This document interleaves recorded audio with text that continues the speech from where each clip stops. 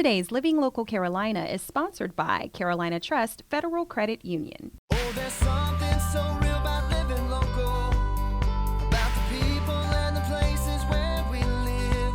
Just look at all the reasons why we call this home. And I'm living local. I'm living local 'cause it's where I love to be. Good morning, you're watching the Living Local Carolina Financial Friday Community Panel, and I'm August, Carolina Trust Brand Ambassador. Today we are going to be talking about hurricane season. And as you guys know, living here at the beach, we are in hurricane season for 6 months out of the year. So I have brought some very special guests on to kind of help me out. We've got Frank, who is our chief meteorologist here at the News 13 station, and Aaron Clay, who is a captain with the Myrtle Beach Fire Department. So of course you guys have very hands-on experience when it comes to hurricane season, one of your busier times for sure.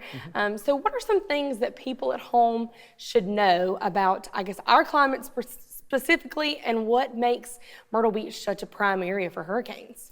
Well, I think as far as what people should know is you need to prepare for hurricanes before they're on the way. Right. Because you don't want to be, as the hurricane's bearing down, trying to decide what you want to do. Right. And here in South Carolina, hurricanes form over warm tropical water. They need that warm summertime water in the tropics to get their energy. And here in the Carolinas, we're right there on the ocean. Right. So we're right where the hurricanes form.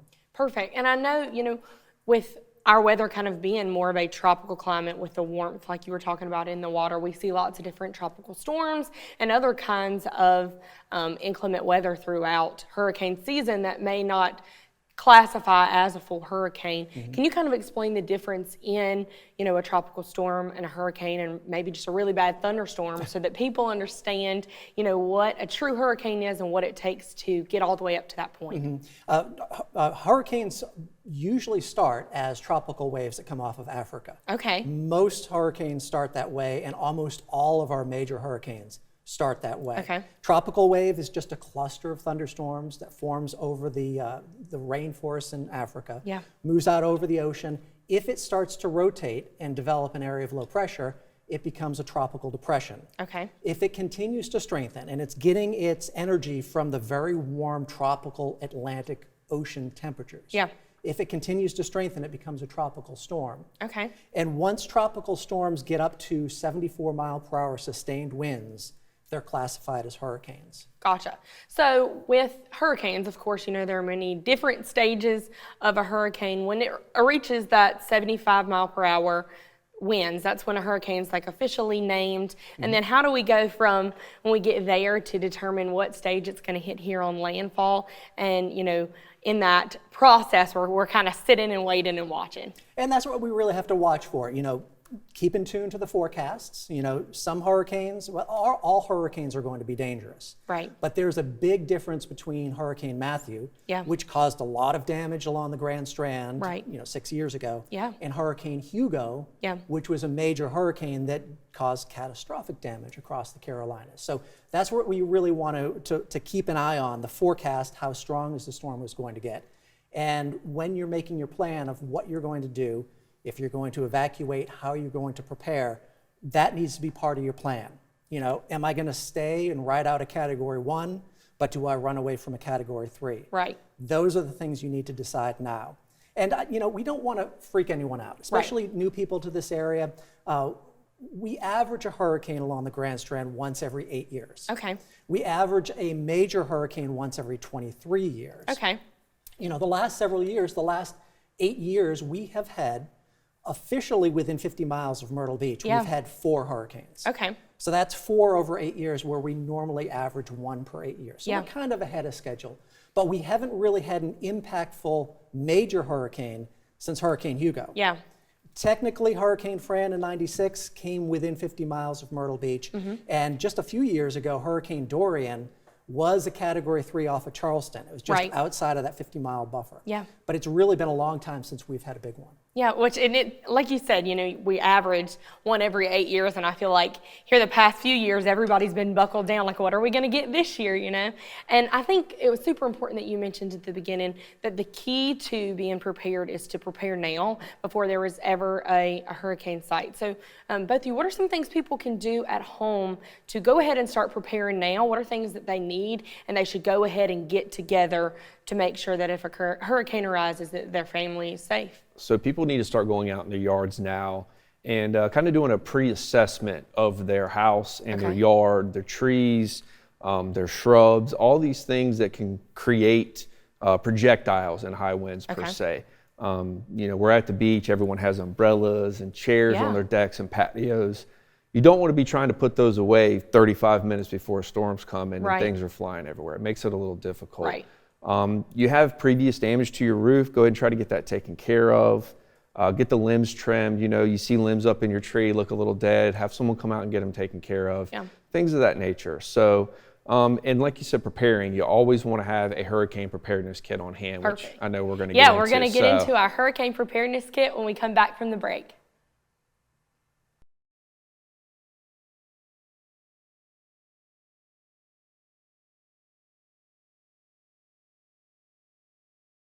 Welcome back to the Living Local Carolina Financial Friday Community Panel.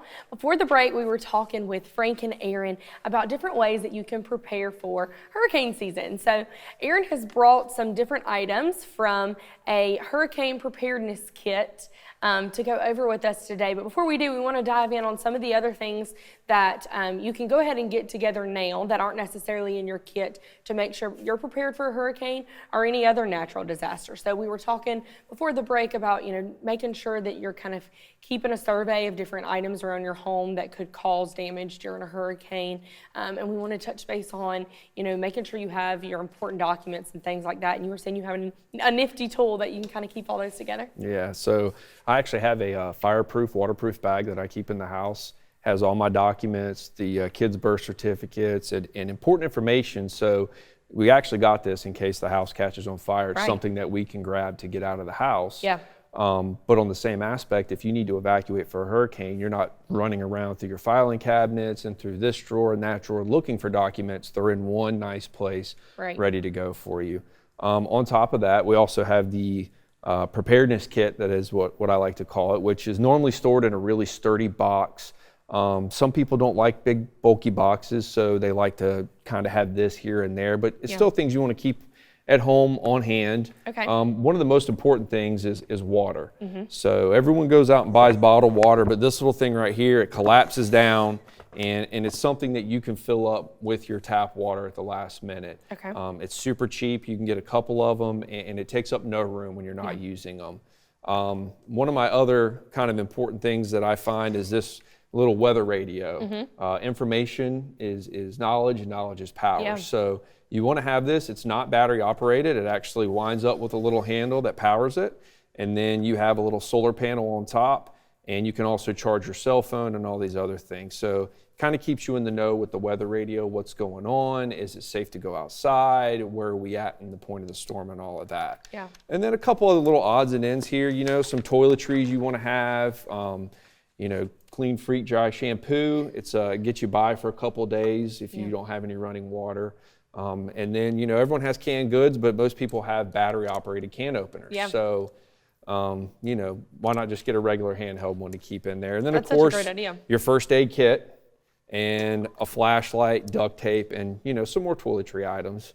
So duct tape fixes many things. It's probably one of the most versatile tools anyone could ever have. So that's kind of a breakdown. We have a whole list on our fire department Facebook page.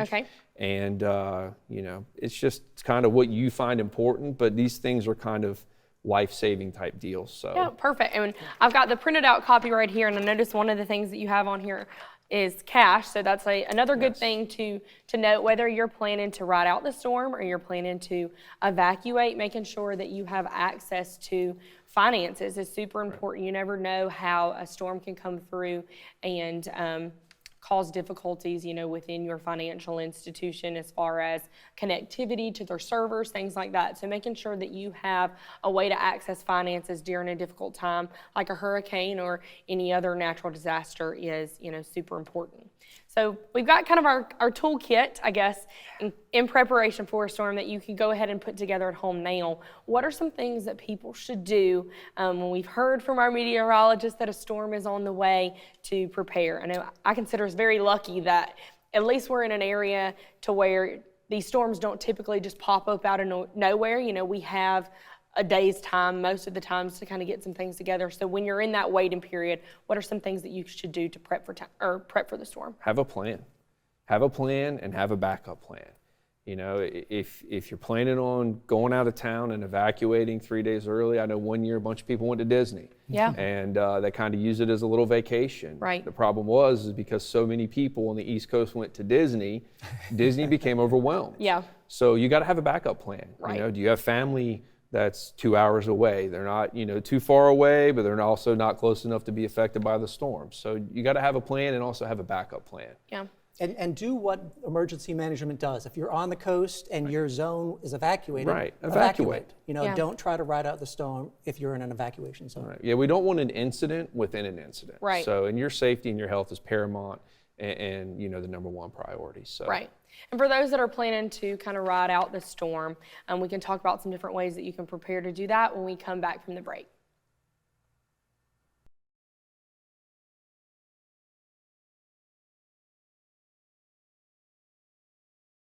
Welcome back to the Living Local Carolina Financial Friday Community Panel, where today we are talking about hurricane preparation. So before the break, we were going over different ways to kind of put together your hurricane preparedness kit and how to prepare if you are planning to evacuate. But I think it's also super important for us to touch on, how to prepare if you are deciding to kind of ride out a storm and, be there with your home and your belongings if you do decide to stay. So what are some different tips that you can suggest to viewers at home that do decide to stay during a storm and how they can keep themselves and their family safe? Like we talked about earlier, have a plan and have a backup plan. It kind of goes for the same aspect that if you're going to stay at home and ride out the storm, Yeah. Be prepared to board up your windows. Yeah. Don't make it a last minute thing trying to go out and buy lumber because everyone's trying to buy lumber. Right. Lumber becomes a hot commodity during hurricanes. Yeah. Like we talked about, preparing your house, preparing your yard, preparing the trees in your yard, all Right. of those good things. You also want to make sure you have communication with friends and family that are not around. Let them know what you're doing, and Yeah. I'm going to contact you at this time after the storm. Mm-hmm. And you also want to pay attention to your local emergency weather radio broadcast. What are they telling you? Where can you go? Do you need a shelter in place?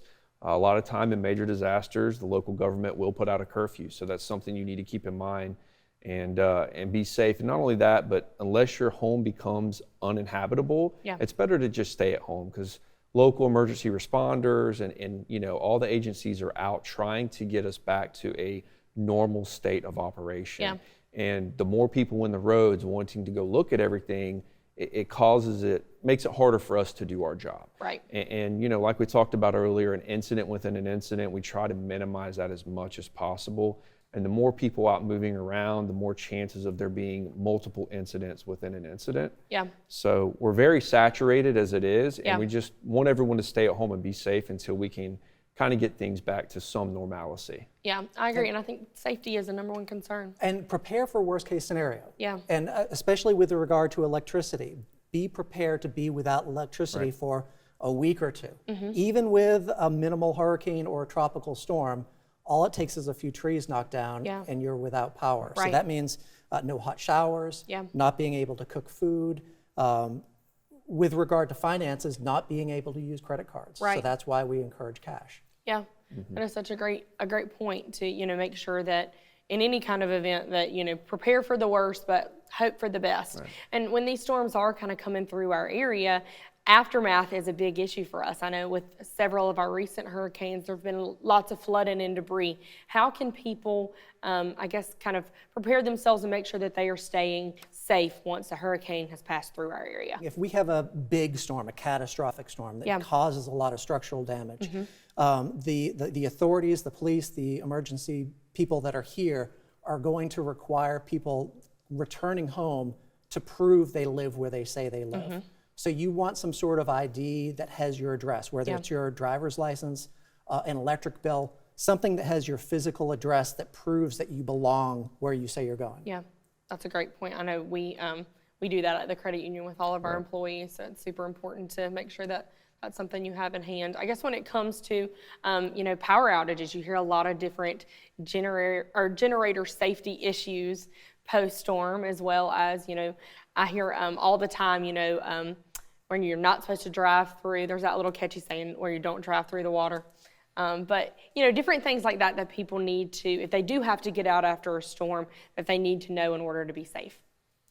Well, one thing with the generators you're discussing is, if you're going to run a generator and it's not a standby generator that's actually affixed to a location outside of your house, you need to have carbon monoxide detectors, in your house.